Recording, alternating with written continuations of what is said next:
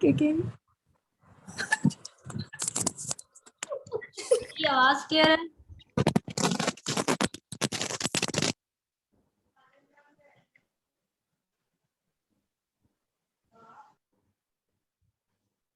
Okay, let's start with the iron deficiency anemia.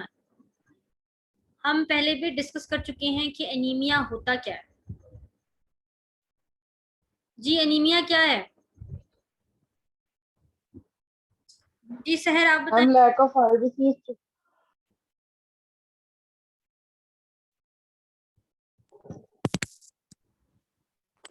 Ma'am जी जी आप मुझसे पूछ रही हैं? जी जी मैं सहर से पूछ रही हूँ कि वो बताएं काइंडली कि आयरन डेफिशिएंसी एनीमिया नहीं बल्कि एनीमिया क्या है। हीमोग्लोबिन की कंसंट्रेशन लो हो जाती है। हीमोग्लोबिन की ब्लड कंसंट्रेशन। अच्छा ठीक है। So what is iron deficiency anemia? The anemia which is caused by the deficiency of the iron. Anemia occurs when you have a decreased level of hemoglobin in your red blood cells, जो कि आपने अभी बताया। Haemoglobin क्या होता है?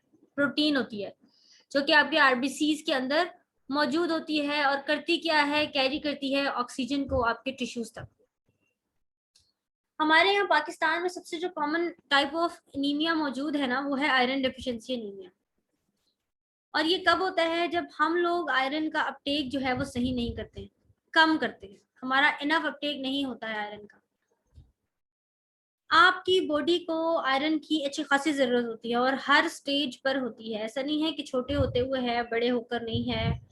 आपको छोटे होते हुए भी चाहिए, इवन न्यू बॉर्न बेबी को भी चाहिए, हमें भी चाहिए। क्यों? क्योंकि हमारे रेड ब्लड सेल्स बनते जाते हैं, साथ साथ हमारे रेड ब्लड सेल्स जो हैं वो टूटते जाते हैं। हमारी पूरी बॉडी के अंदर रेड ब्लड सेल्स 120 डेज के बाद दोबारा पूरे के पूरे बन जाते हैं। अब अगर हम अपना टेस्ट करवाएं, अपना जैसे कहते हैं ना कि सीबीसी करवाएं, तो हम में से बहुत से लोग जिस किस्म के एनीमिया का शिकार होंगे वो आएगी iron deficiency anaemia. It's possible to experience the symptoms also for years without even knowing the cause that you are having anemia.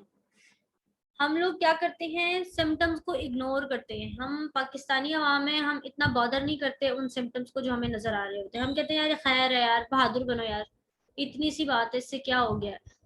तो ये एटीट्यूड भी अच्छा है एक हद तक, लेकिन बाज औकात बीमारी को इग्नोर करना अच्छा नहीं होता। अब अगर जो है वुमेन को देखा जाए तो उनके अंदर ब्लड लॉस बहुत है, जिसकी वजह से उनको आयरन अपटेक की बहुत ज्यादा जरूरत है।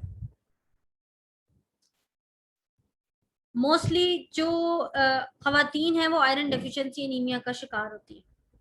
हैवी मेंस्ट्रुएशन की वजह से या प्रेगनेंसी के दौरान एनीमिया हो जाता है उनको, और उस अनीमिया की फिर वो इस तरह से आयरन की टेबलेट्स ली जाती है। मेरा ख्याल है कि हम लोग अगर देखें ना तो बालों का भी मसला आ जाता है जी, कि बाल हमारे बेचारे वीक हो जाते हैं। अगर देखा जाए तो स्किन का भी, तो हम लोग मल्टीविटामिन्स वैसे ही प्रेफर करते हैं जी अपनी खूबसूरती को बढ़ाने के लिए, बालों के लिए, कि बंदा जरा सही रहता है।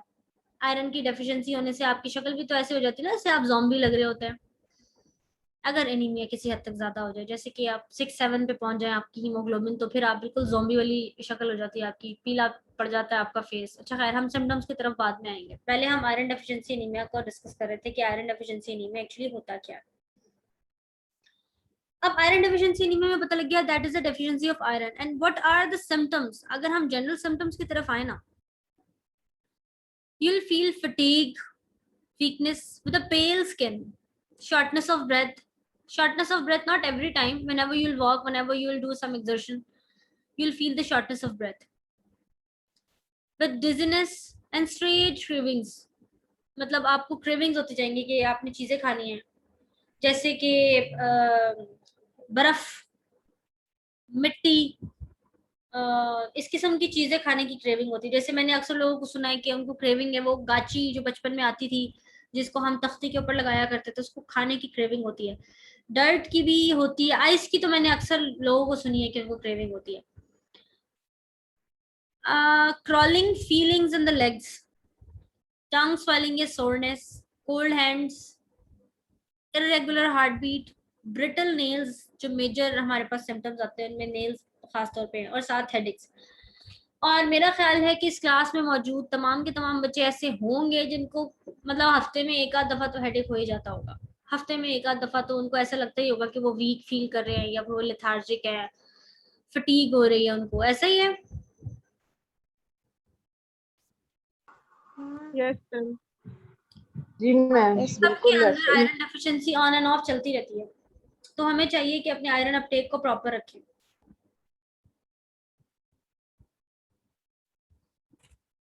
अब आयरन इनटेक जब इनएडिकेट हो तब आपको ये तमाम के तमाम सिम्टम्स नजर आना शुरू हो जाएंगे। मतलब हम ऐसा फूड लें जिसमें आयरन ना हो, आयरन रिच फूड कम लें। बहुत से लोग, बहुत से बच्चे ऐसे होते हैं जो कि बहुत चूजी होते हैं खाने में, नहीं हमने गोश्त नहीं खाना, नहीं I don't like such food, I would prefer fast food, या फिर मुझे ये खाना है।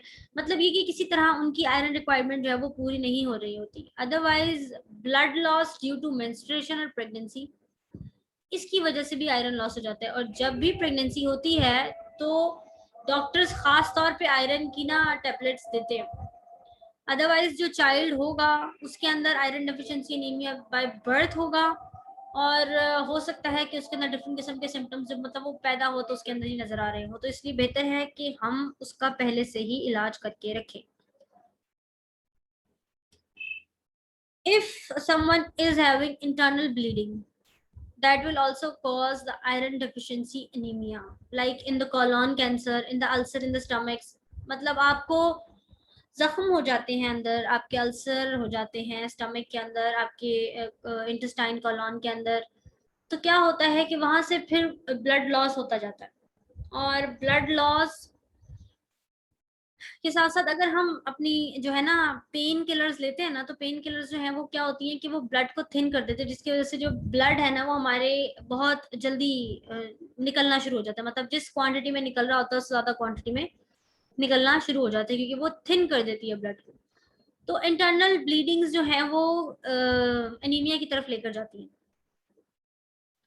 और इंटरनल ब्लीडिंग्स में हमें इतना वो खास पता लग भी नहीं रहा होता। मतलब हमारे यहाँ मैंने अक्सर देखा है कि हमारे जो बुजुर्ग खवातीन हैं या बुजुर्ग मर्द हजरात हैं, उनको अक्सर अल्सर का मसला हो जाता है, स्टमक का अल्सर हो जाता है, इंटेस्टाइन का अल्सर हो जाता है। वो इस चीज को बॉदर नहीं करते हैं, वो मसाले की चीजें खाते रहते हैं, अपने अपने पूरे इसको ना मतलब अपनी डाइट को चेंज नहीं करते हैं। लाइक कि हमें सैलेड खाना चाहिए, वो इस चीज को भी बॉदर नहीं करते हैं। वो इस चीज को भी बॉदर नहीं करते हैं कि हमें परहेजी खाना खाना चाहिए। वो कहते हैं जी जितनी जिंदगी दी है अल्लाह ने सही से खाओ, अल्लाह अल्लाह खैर से अल्लाह, वो हमारी बात ही नहीं सुनते हैं। बट क्या होता है कि जख्म जो अल्सर है आपके इंटेस्टाइन के अंदर या फिर आपके स्टमक के अंदर, with the passage of time it gets मतलब वर्स्ट, ये ठीक नहीं होता है। Because it's not that kind of injury कि आप उसके ऊपर कुछ मरहम लगा सकें, आप उसके ऊपर ऑइंटमेंट लगा सकें। ये इंटरनल साइड पर जो अल्सर्स बनते हैं बेटा, इसको क्योर करने का सिर्फ और सिर्फ एक ही तरीका है, वो है कि आप एहतियात करें, वो ये है कि आप परहेज करें। इसके अलावा आप जितनी मर्जी दवाइयां खा लें, आपने रोज खाना खाना है, आपके पास अंदर जो जाएगा खाना वो कुछ ना कुछ उन जख्मों को टीज करेगा, इरिटेट करेगा, that will led to more worse condition. Endometriosis is also the cause. Endometriosis क्या होता है कि वो हैवी ब्लड लॉस होता है, एंडोमेट्रियम की जो इन्फ्लेमेशन है उसको कहते हैं एंडोमेट्रियोसिस। तो उसकी वजह से भी हमारे अंदर आयरन डेफिशिएंसी एनीमिया हो जाता है। ज्यादातर आयरन डेफिशिएंसी एनीमिया किसके अंदर होता है? What are the risk factors of iron deficiency anaemia? The women of the childbearing age, the pregnant women, the people with a poor diet, people with who donate blood frequently, the infant child, especially those who are born prematurely or experiencing a growth spurt. With that, the vegetarians who do not eat meat, they all are the risk factors. Matlab, they all are at risk of the iron deficiency anemia. They should take a proper diet. They should take iron supplements to cover up the deficiency. Now will lead to the diagnosis. अच्छा, हमारा जो सबसे major part होता है ना, वो होता है डायग्नोसिस, कि हमें जो चीज पक्की याद होनी चाहिए, जिस चीज के बारे में हमें किसी भी किस्म का, कहते हैं ना कि वो नहीं होना चाहिए दिमाग में, एम्बिग्विटी नहीं होनी चाहिए आपके दिमाग में कि आपने करना क्या है अगर आपके पास ये डिजीज आ जाए। If a person having anaemia, iron deficiency anaemia, उसकी सबसे पहले जो हमारी मेजर बेसिक स्टार्ट होगी वो सीबीसी से स्टार्ट होगी, that is a complete blood test. अब वो एनालाइजर के जरिए से परफॉर्म की जाती है। मैंने आपको बताया था रेड ब्लड सेल काउंट वैसे तो हमने हीमोसाइटोमीटर के ऊपर भी देखा था, लेकिन अब क्योंकि हमारे पास ऐसी मशीनरी आ चुकी है जो किसी भी 1 मिनट के अंदर करके दे देती है, तो हमें इतनी मेहनत करने की जरूरत नहीं पड़ती है। Complete blood count include the counting of the red blood cells, counting of the white blood cells, counting the haemoglobin in it, the hematocrit, the platelets. The CBC provides information about your blood. What does it contain? What is the hematocrit level? What are all the red blood cell indices? The size of your RBCs. And to watch the morphology, you have to make the peripheral smear. अब peripheral smears क्या है? हम blood का drop लेते हैं slide के ऊपर, उसको फैलाते हैं, उसको सुखाते हैं, उसको जिम्जा स्टेन करते हैं, and after the stain will able to see कि इसके अंदर किस किस्म के सेल्स मौजूद हैं। मॉर्फोलॉजी अगर सही है तो ठीक, नहीं तो हमें बताना होता है कि ब्लड सेल्स टूटे हुए थे, कैसे नहीं थे। फिजिकल एग्जामिनेशन पूरा का पूरा रूटीन आपके। अच्छा, वैसे आप में से कौन से लोग हैं जो हर 6 महीने में अपना फिजिकल चेकअप करवाते हैं, अपने ब्लड टेस्ट करवाते हैं? ऐसा कोई है? मैम वो वैसे हो जाते हैं, वैसे ही खा लेते हैं। जी जी, समझ नहीं आया मुझे। मैम आज तक नहीं कराया। मिस वैसे ही बीमार हो जाते हैं तो वैसे ही करा लेते हैं अपना अच्छा, हर टेस्ट। 6 महीने में आप वैसे बीमार हो जाते हैं? हाँ तकरीबन। बड़ी कमजोर इम्यूनिटी है आपकी फिर तो। क्या करें। अच्छा खाया पिया करें। खा, खाती तो मैं बहुत अच्छा हूँ। फास्ट फूड खाना अच्छा खाना नहीं होता भाई, अच्छा खाना है नहीं नहीं, खाना। मेरा हाँ, नाश्ता पराठे के बगैर तो होता ही नहीं है। अरे वाह। वैसे मैंने आज सहरी में देसी घी का पराठा ही खाया था। इट्स गुड टू मैंने हैव 2 खाए। अच्छी डाइट लेना बहुत जरूरी है आपकी बोन्स के लिए। मैम आपको हैवी नहीं लगता? क्या? हैवी नहीं लगता आपको? नहीं बेटा, अल्हम्दुलिल्लाह मुझे हैवी नहीं लगता। मैं तो हुई वो शख्सियत जिसे पराठे बहुत पसंद है। यस मैम, पराठे के बगैर सारी पराठा नहीं तो होती। ठीक है, अब पराठे देसी के घी बगैर वाला मेरा कोई पराठा भी आ नाश्ता गया। होता है बच्चा? एग्जैक्टली। अच्छा मैम एक्सक्यूज मी, वो किन्जा एक स्टूडेंट है, वो कह रही है लैटिन करने। आमा भी कह रही थी। किंजा तो है वेटिंग रूम में, बाकी और कोई नहीं है।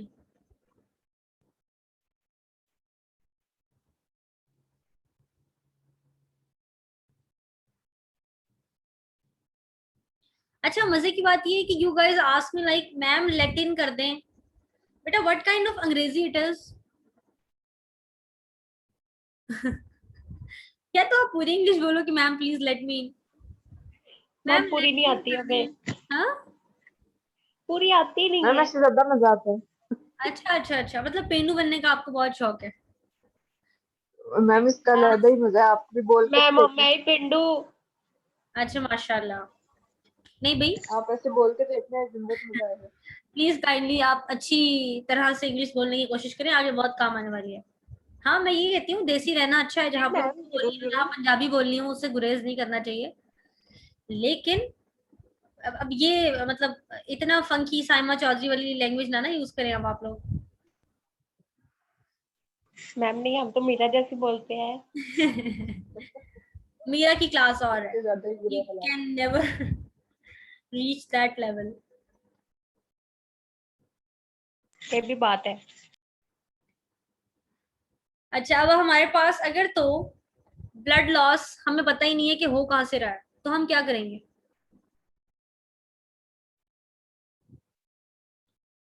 एक पर्सन है जो कि बता रहा है उसका ब्लड लॉस नहीं है, मतलब एज सच नहीं है, उसके हिसाब से नहीं है ना, तो फिर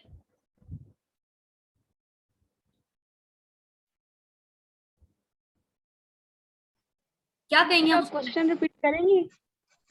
मैम समझ ही नहीं आई आप क्या पूछ रही हैं। कि अगर पेशेंट को ये पता ही नहीं है कि उसका ब्लड लॉस हो रहा है जी और उसकी रिपोर्ट में एनीमिया आया है, आप उससे पूछें कि आपको कोई इंजरी हुई है, वो कहे नहीं। आप कहें कोई ब्लड लॉस हुआ है, आप कहें नहीं। आप उससे पूछे डाइट कैसी है, वो कहे जी मेरी बड़ी तगड़ी डाइट है। आप कैसे डायग्नोसिस बनाएंगे? मैम उसको वो जो डेफिशिएंसी होती है आयरन डेफिशिएंसी की वजह से, या आयरन फिर डेफिशिएंसी तो है मेगालोब्लास्टिक बेटा, वो एनीमिया कहे होगा। जी मैं 3 दिन में एक दफा तो बड़ा गोश्त खा लेता हूँ, हमारे घर में तो अल्लाह का दिया सब कुछ है, छोटा गोश्त भी बनता है, बड़ा गोश्त भी बनता है, मैं तो बहुत ही मैम फिर शौकीन उसके हूँ। इंटेस्टाइन से शायद फिर एब्जॉर्ब नहीं हो रहा होगा सही तरीके से आयरन। एग्जैक्टली फिर हम क्या करेंगे? हम उसके आयरन लेवल तो हमने देखने हैं, साथ साथ हमने क्या करना है, फेरेटिन लेवल्स चेक करने हैं, हमने उसकी total iron binding capacity check करनी है।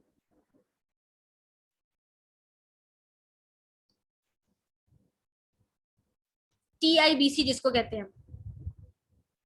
और इंटरनल ब्लीडिंग के लिए हम उसके फीसिस का एनालिसिस करेंगे।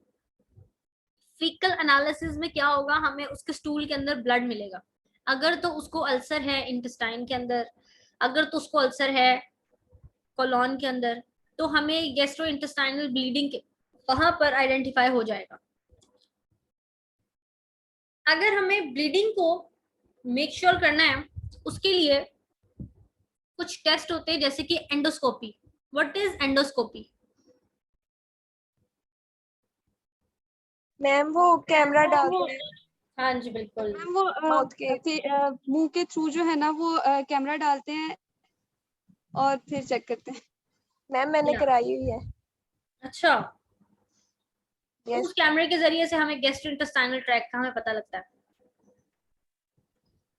अपर एंडोस्कोपी जिसको EGD टेस्ट भी कहते हैं, वो भी किया जाता है ताकि एसोफिगस, स्टमक और स्मॉल इंटेस्टाइन को देखा जा सके। कोलोनोस्कोपी में लोअर एंडोस्कोपी आती है जिसके अंदर हम कोलोन की लाइनिंग की एग्जामिनेशन करते हैं, lower portion of the large intestine की करते हैं, और इस सबसे हमें पता लगता है गैस्ट्रो इंटेस्टाइनल ब्लीडिंग कितनी हो रही है, कितनी नहीं हो रही। अच्छा, आप लोगों की बुक्स के अंदर आयरन डेफिशिएंसी एनीमिया के अंदर कुछ इमेजेस दी हुई हैं।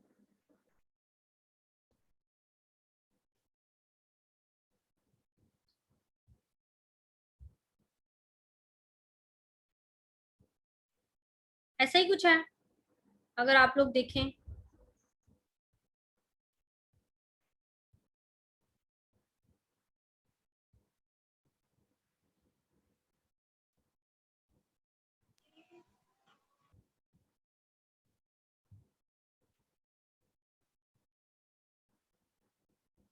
मैंने आपके साथ स्क्रीन शेयर की है।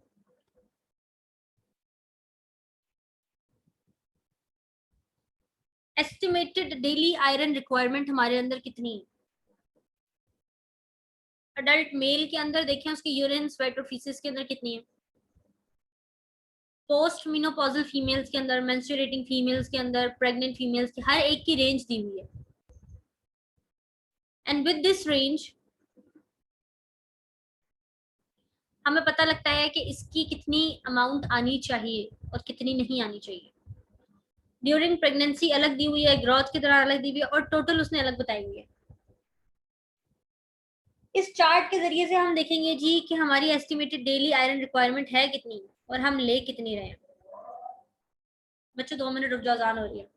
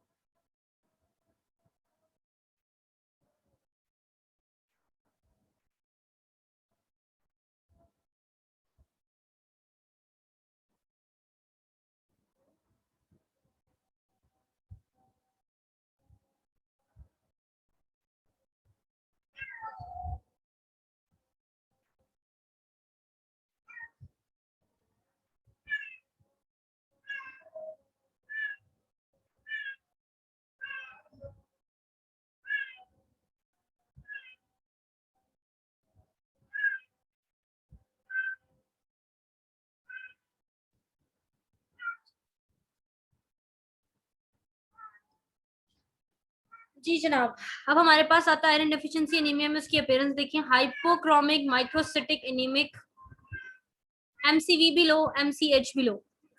अब कॉजेज ऑफ आयरन डेफिशिएंसी यहाँ पर लिखा हुआ है, या तो ब्लड लॉस है, गैस्ट्रो इंटेस्टाइनल पेप्टिक अल्सर, या फिर एस्पिरिन का इस्तेमाल, as I have told you before, injection, gastrectomy, carcinoma of the stomach, caecum, colon, rectum, hookworm, schistosomiasis, angiodysplasia, inflammatory of the bowel disease, piles. अच्छा, ये सब कुछ आपको मिलेंगी अभी आगे जाकर, आप पढ़ते जाएंगे कि क्या होता है पाइल्स, क्या होता है शिस्टोसोमियासिस, क्या होता है एंजियोडिस्प्लेजिया, क्या होता है। हीमोग्लोबिनूरिया मतलब ब्लड के अंदर जो सॉरी यूरिन के अंदर जो ब्लड आना है। फिर आपकी बॉडी किसी स्ट्रेस कंडीशन में आ गई, जिसके बाद आपको मजीद जो है ना रिक्वायरमेंट है, स्ट्रेस कंडीशन के अंदर आपकी बॉडी की रिक्वायरमेंट ज्यादा हो जाती है। फिर आता है प्री मेच्योरिटी, इंक्रीज्ड मतलब आपको जो चाहिए होती है प्रेगनेंसी के दौरान, एथ्रोपोइटिन थेरेपी के दौरान, मैल अब्जॉर्प्शन है अगर तो मजीद चाहिए हमें, पुअर डाइट है तो हमें मजीद चाहिए, ग्लूटेन इंड्यूस्ड एंटेरोपैथी है तो हमें मजीद चाहिए। अब आते हैं हम लेबोरेटरी फाइंडिंग की तरफ, जो मैं आपको पहले ही पढ़ा रही थी कि लेबोरेटरी फाइंडिंग में हमें क्या क्या करना चाहिए। लेबोरेटरी फाइंडिंग्स में ये देखें जी, ये नेल्स की अपीयरेंस आपको नजर आ रही है।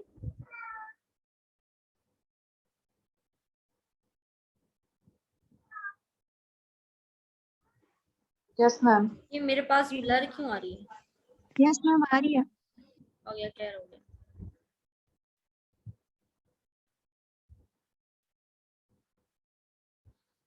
हाँ जी। अब आयरन डेफिशिएंसी एनीमिया में नेल्स की अपीयरेंस, आपके अगर कोई बुजुर्ग आपके घर में रहते हो तो आप देखेंगे उनके नेल्स की अपीयरेंस खास तौर पे ऐसी होती है। बहुत बुजुर्ग मतलब 80-90 साल तक के हैं आपके घर में कोई? No ma'am. चलें, टिपिकल स्पून टाइप नेल्स हो जाते हैं, और ulceration of the corners of mouth, ये भी इसकी एक सिम्टम में आता है। अब ब्लड फिल्म्स बनाते हैं, हमें उसकी अपीयरेंस देखनी होती है। सीरम आयरन चेक करते हैं, बोन मैरो आयरन को भी हम चेक करते हैं, सीरम फेरेटिन को चेक करते हैं। इन्वेस्टिगेशन में पता लगता है कि आयरन डेफिशिएंसी है तो कितनी है, उसका पूरा का पूरा ना उसने टेबल दिया हुआ है। अच्छा, अब हमारे पास अगर हम ट्रीटमेंट की तरफ आए, वैसे आपका ट्रीटमेंट इन्वॉल्व ही नहीं है, लेकिन आपको ओरल सेप्टिव्स दिए जाते हैं कि आपने ओरली लेनी है, और आयरन डेफिशिएंसी को खत्म करने के लिए ये सबसे बेहतरीन होता है, या फिर अपनी डाइट को इम्प्रूव करना। ठीक है, अब हमारी लेबोरेटरी डायग्नोसिस का एक चार्ट बनेगा। माइनर से मेजर की तरफ आना है आप लोगों ने हमेशा। First of all you will discuss the CBC. CBC के अंदर उसकी रेंज कितनी आएगी, नॉर्मल रेंज जो है ना वो आपने वो भी याद करनी है। ठीक है, मेरा ख्याल है कि इससे पीछे आगे पीछे आपको बुक में कहीं ना कहीं वो नॉर्मल रेंज का टेबल मिलेगा।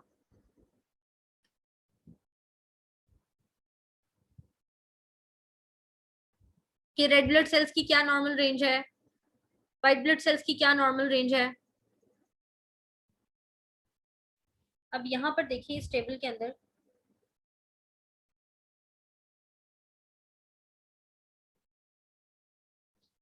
जी, आयरन डेफिशिएंसी एनीमिया, इसके अंदर क्या होगा। अच्छा, ये सबसे बेस्ट टेबल है, अगर आप देखें आपको पता है ये टेबल जो है आपको याद करने के बाद आपको किसी चीज को याद करने की जरूरत नहीं पड़नी। ये पूरा का पूरा एज इट इज टेबल भी आया हुआ है हमें। MCV MCH iron deficiency anaemia के अंदर रिड्यूस्ड हो जाएंगे, सीरम आयरन रिड्यूस होगी, टोटल आयरन बाइंडिंग कैपेसिटी ज्यादा हो जाएगी। सीरम फेरेटिन क्यों भला, क्योंकि आयरन ही नहीं है मौजूद, तो टोटल आयरन बाइंडिंग कैपेसिटी ज्यादा ही होगी ना। सीरम फेरेटिन भी रिड्यूस हो जाएगा, बोन मैरो आयरन स्टोर्स जो है वो एब्सेंट हो जाएंगे, आयरन हमारे पास मौजूद ही नहीं होगी, एरिथ्रोब्लास्ट आयरन जो है वो एब्सेंट हो जाएगा, हीमोग्लोबिन इलेक्ट्रोफोरेसिस जो है वो नॉर्मल हो जाएगा। ये तमाम की तमाम आपको लिखनी है, जो आप अभी करोगे ना उसमें कि आपने सीबीसी के अंदर कौन कौन सी चीजें डालनी है, फिर आप बताओगे कि आपने ये सीरम के टेस्ट कर रहे हैं आप, TIBC, serum iron, serum ferritin, फिर आप आओगे बोन मैरो एग्जामिनेशन की तरफ, फिर इलेक्ट्रोफोरेसिस की तरफ आएंगे। इलेक्ट्रोफोरेसिस एंड पे जाकर किया जाता है ना, सबसे आखिरी में। शुरू में आपके सीबीसी और पेरिफेरल स्मेयर्स और उनकी मॉर्फोलॉजी वो सब कुछ डिस्कस होगी। अच्छा, मुझे जो है ना वो तकरीबन 3 मैम बच्चों ये की रिसीव हुई है। जी मुझे ना आप लोगों में से मैंने आपको याद है कहा था कि टिश्यू प्रोसेसिंग का भेजना है, मुझे भेजा नहीं किसी ने। हाँ जी।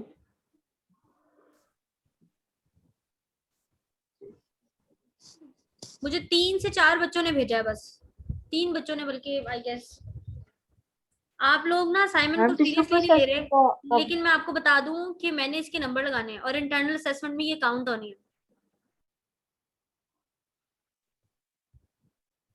मैम टिश्यू प्रोसेसिंग वाली आपने कब दी थी? टिश्यू प्रोसेसिंग का मैंने आपको बताया था बेटा कि अपने हिसाब से आपने जब नोट्स ऐसे बनाने हैं कि अगली दफा आप उसको पढ़ें तो आपको समझ आ जाए कि इसके अंदर क्या क्या था। Point two point notes ma'am मुझे बनाने लास्ट हैं। अनीमिया वाली याद थी, आई थिंक मैंने वो टिश्यू प्रोसेसिंग वाला लेक्चर नहीं लिया। बहुत अच्छे। मैंने नहीं सेंड की। हमारे पास लेस देन 1 मिनट रह चुका है और हमें इस टॉपिक को कंप्लीट करना है। मैम मेरी मैंने तरफ एक से चीज वैसे ये टॉपिक पूछनी है, एक कंप्लीट है, मिनट। लेकिन आज आप फिर आपको एक काम दे रही हूँ मैं, वो है लेबोरेटरी डायग्नोसिस। अच्छा, आप लोगों ने एक काम करना है कि आज आपने ना अब तक की मैंने आपको जितनी भी असाइनमेंट्स दी है ना, सबको आपने कंबाइन करना है। जीआर साहिबा, आपका ये काम है कि पूरी क्लास को जाकर मैसेज करके बताएं कि अब तक कितनी असाइनमेंट्स मिली हुई, उसमें क्या क्या था। बच्चे उसको बनाएं, कंप्लीट करके मुझे एक फाइल बनाकर भेजें पीडीएफ में, मैंने वो सबमिट करवानी है। Okay. Okay okay, ma'am. Good. चलिए जी, इसी के यस साथ हम मैम। अपना लेक्चर जो है वो खत्म मैम कर। एक चीज पूछनी है मैंने, हाँ एक चीज पूछनी थी। जी जी, ये ऐसे आपने रहने कहा कि दीजिए। आयरन डेफिशिएंसी होगी तो जो टोटल आयरन बाइंडिंग कैपेसिटी है वो ज्यादा हो जाएगी, वो कैसे? बेटा बाइंडिंग कैपेसिटी ज्यादा कैसे होगी जब आयरन ही नहीं मौजूद, आयरन है ही कम।